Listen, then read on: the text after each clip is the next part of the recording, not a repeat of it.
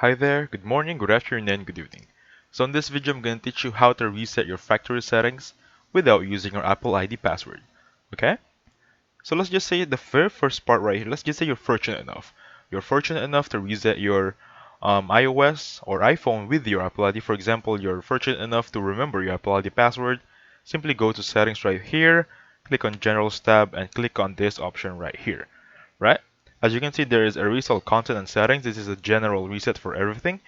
However, this is also a second option. Click on reset right there. Click on reset all settings. Okay? And then once you click on reset all settings right there, for example that one, it will ask for your password. And if you remember it, please type it right here. Now, let's just say you forgot it. Let's just say you're not really sure what it is and it's not working properly.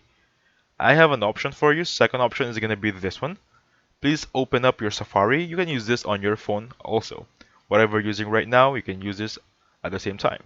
So click on Safari right there, and this is what I want about this website.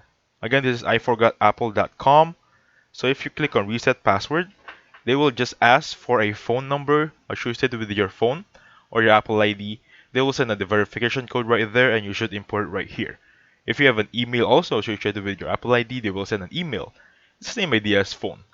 So technically, you can reset your Apple ID password with this website right here. I'm not actually going to click it right there. It might reset everything and it might ruin the screen record. However, it's just simple. Click this one and they're going to ask if you can send a phone number or via email. Just click on that and you have your Apple ID password resetted. And now again, you can use that if you have a new password. Just go back to settings, click on General tab right there, and then from here, click on Transfer Reset iPhone and you're good to go. Okay? So thank you so much for watching. Please hit the like button, subscribe. Have a safe one.